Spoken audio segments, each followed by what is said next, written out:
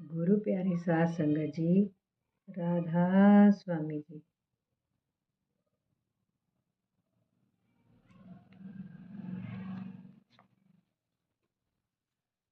सरकारी नौकरी।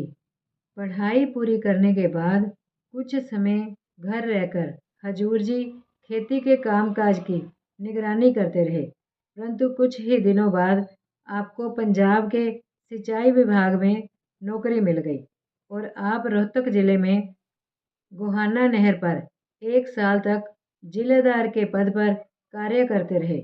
इस इलाके में मलेरिया बुखार बहुत होता था। हजूर जी को यहाँ की जलवायु मुवाफिक नहीं आई और बुखार के कारण नौकरी छोड़कर घर चले गए। असल में आपका झुकाव पलटन की नौकरी की ओर अधिक था। फौज की नौकरी आपके पूर्वज का पेशा होने के कारण आपको भी उसी ओर जाने का शौक था। इसलिए गोहाना से लौटकर तंदुरुस्त होने के बाद हजूर पंजाब पलटन नंबर 14 में भर्ती हो गए। 4-5 महीने की सैनिक शिक्षा के बाद कर्नल साहब ने आपको सेना के अफसरों को पढ़ाने का कार्य दे दिया, परंतु कुछ समय बाद अंग्रेज अफसर की सलाह पर आप थॉमसन कॉलेज रुड़की में ओवरसियर की क्लास में पलटन की ओर से दाखिल हो गए। थॉमसन इंजीनियरिंग कॉलेज रुड़की में हजूर जी हर विषय में बहुत अच्छे नंबरों से पास होते रहे। कपूरथला के सेवानिवृत्त एसडीओ पंडित बंसीलाल रुड़की में हजूर जी के सहपाठी थे।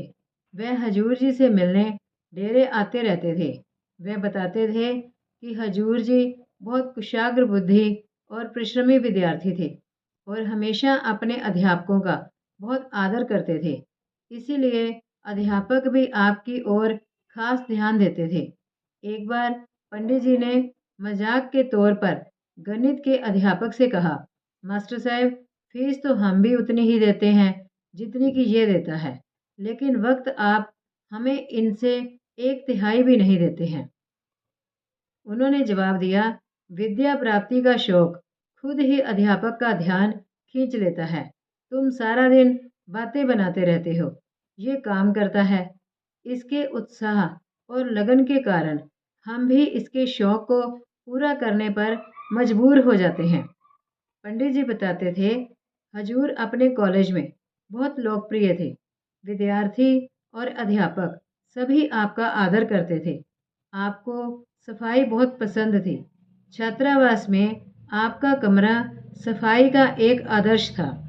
फर्श हमेशा साफ होता, पलंग पर साफ सुथरी चादर बिछी होती, कापियाँ, किताबें, औजारों का डिब्बा, कलम, दवात सभी मेज पर सही तरीके से रखे रहते। हालांकि आप स्वभाव से ही कम बोलते थे, परंतु हास परिहास में सबका साथ देते तथा हमेशा प्रसन्नचित्त रहते थे।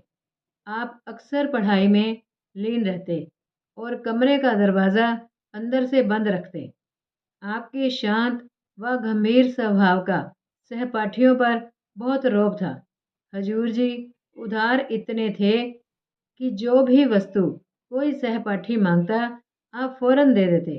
पंडित जी कहते, सच पूछो तो रुड़की कॉलेज की अपनी पढ़ाई के दिनों में मैंने कागज़, कॉपी, पेंसिल, दवात, कलम वगैरह कोई चीज़ अपने पैसे से खरीदी ही नहीं।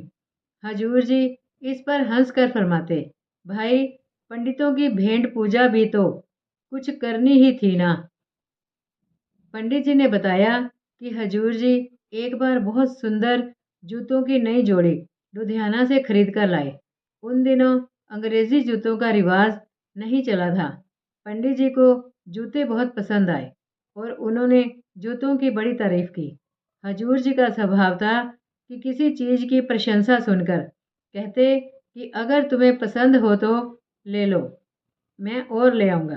परंतु इस बार आपने कहा, भाई, ये जूता तो नवल किशोर को पसंद आ गया है और वह कह गया है कि अभी बाहर से लौट कर ले जाएगा।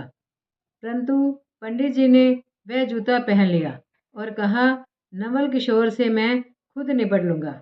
पंडित बंसीलाल जी बताते थे कि हजूर जी रोज़ सवेरे स्नान करके जपजी साहिब का तथा रात को सोने से पहले भी गुरबानी का पाठ अवश्य करते थे।